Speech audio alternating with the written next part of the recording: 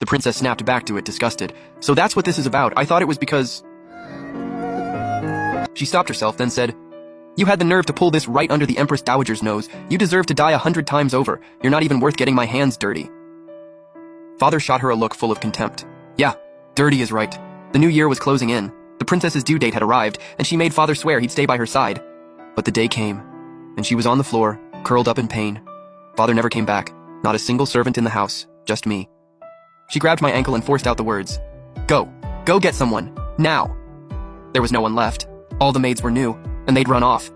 I heard them talking to some man on their way out. He seemed to have some connection to Bilan, but I couldn't make out what they were saying. The guards had been reassigned too. She pushed me out the door, told me to find Father. Father had been ambushed. His life was hanging by a thread.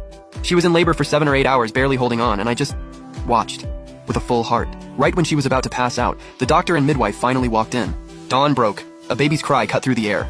I knew. It was my turn. Father didn't come back until 15 days later, wounds all over him. The princess rushed to him. "Pei Lang, that maid Bilan nearly got you killed. How are your wounds? Are you okay?" Father said he was fine, took the soup she handed him, then suddenly covered his nose, brow furrowed.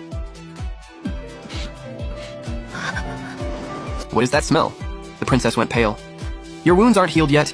You should go rest." Father stood up and left, and just like that. He always knew exactly where to hit. When Mom had me, he stood outside the delivery room the whole time. Didn't sleep, didn't eat, took care of us both. The coldness now, it was all on purpose. Mom died with a baby still inside her, 2 months along.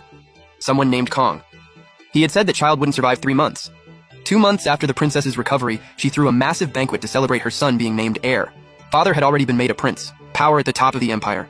The nobles were falling over themselves to flatter her. The princess smiled like she'd won everything. After the imperial exams, the royal astrologer and the national advisor both prophesied that Pei Yu would rise above all men, a statesman for the ages, his name written into history.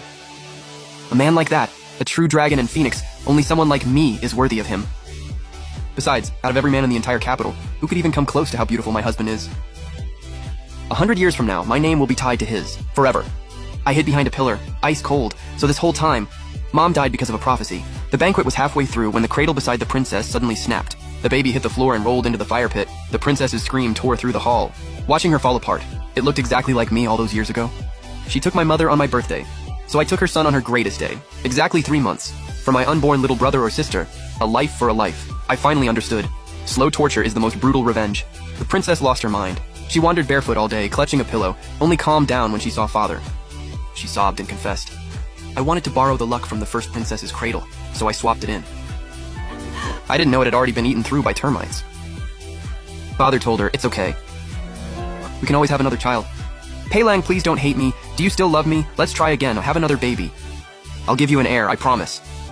That woman, she's not good enough for you. That Yun Yang, she's not good enough for you. I am the most beautiful woman in Chang'an." 6 months later, the princess was pregnant again. She pulled herself together, barely left her room. The royal physician quietly warned Father, the princess's mental state was deteriorating. She couldn't handle any more stress. Father saw the physician out, and let out a cold laugh. At 6 months pregnant, the princess's belly was covered in stretch marks. Father pulled out a jar of ointment and said softly, "Put this on, it'll clear right up, don't cry." The marks faded, but her face started rotting, slowly, piece by piece. The look she'd always prided herself on. Gone. Around the same time, Father raised his troops and stormed the palace. The princess was locked in her room, completely in the dark. When Father walked back through the doors, he was wearing imperial robes. The princess's face had rotted beyond recognition, and he smiled like he was admiring a painting. Ha! He lifted her chin with his foot. That ointment doesn't just rot your face or your tongue, your liver. All of it's going to rot. Slowly. Hurts, doesn't it? But you won't die, you're going to wait for it. Every single day. Can't have you dying too fast, and that'd ruin it for me. Remember when you held a blade up to Yun Yang's face? What did I tell you then? I said, "One day I will ruin that face of yours." You didn't believe me. You laughed and said I'd never have the heart. The most beautiful face in Chang'an, and it makes me sick. Then and now, that face of yours has always disgusted me. How dare you even compare yourself to my Yun Yang? My Yun Yang is pure and kind-hearted, and 100 times more beautiful than you could ever be. You think you're in her league? Don't worry, as you won't die anytime soon. Your parents go first, you watch. I'll skin them alive right in front of you. Your Empress Dowager mother lured my child into the palace just to drown her, all so she could get you married to me. Your father let it happen, and then they poisoned a baby. If I hadn't grabbed that poison and drank it myself, if Yun Yang hadn't pulled me back, we'd both be dead. He looked down at her stomach. None of those children were mine. The one who drank your poisoned wine that night wasn't me either.